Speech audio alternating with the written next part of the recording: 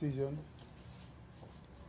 on the much long-awaited harmonization,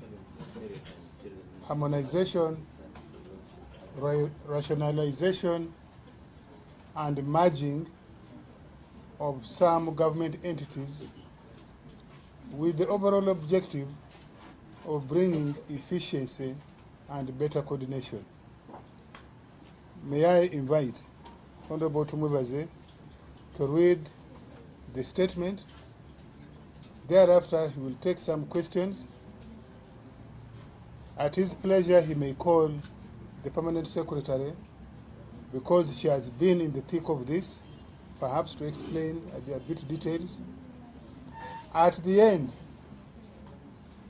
we shall be circulating the list of those entities that have been merged, which some people prefer calling disbanded, because the disbanding implies that those services are no longer needed and are not going to be provided by government, but they are being merged. Those services are going to be done by government. Thank you very much, Honorable Tumubaze.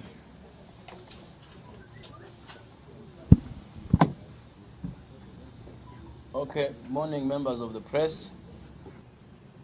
Cabinet approved the recommendations and implementations planned for the rationalization of agencies, commissions, and authorities.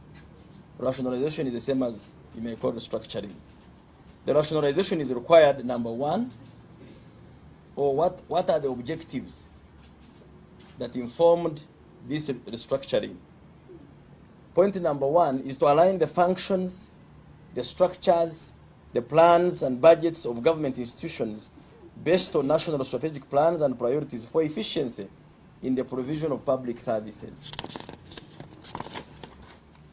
To eliminate functional ambiguities, duplications, and overlaps among government institutions.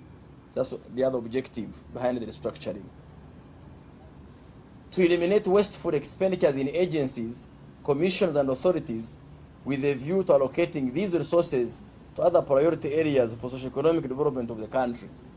For example, local governments where services take place.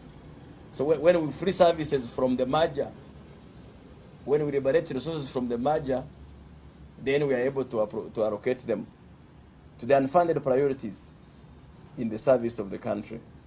To harmonize wages between employees of agencies, commissions, and authorities and traditional public service in order to improve motivation of public officers. You've been hearing the debate.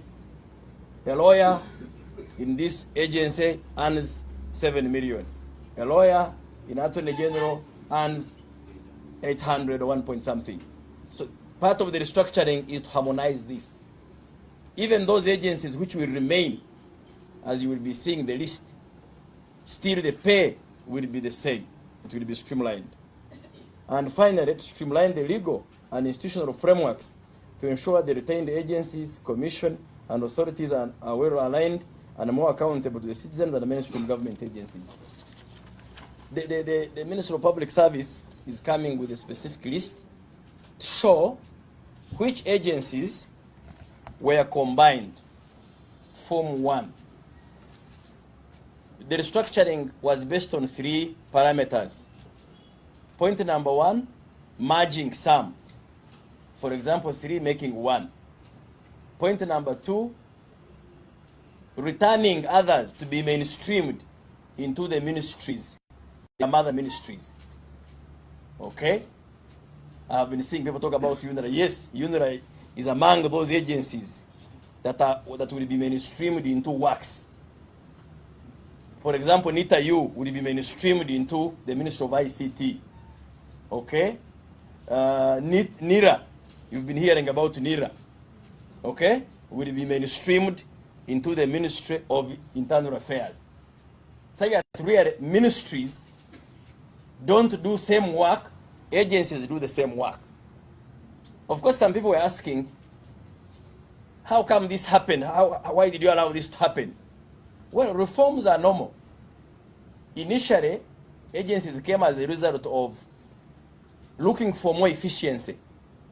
When URA was formed in 1992, it performed much better in revenue collection than the traditional Department of Customs in the Ministry of Finance.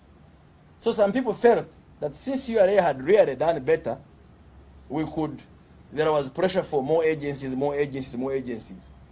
So when the Ministry of Public Service and the entire government reviewed, it was found out that some were becoming duplicative and creating salary disparities. And it's not good to have public officials serving government, serving the public, having different salary scales.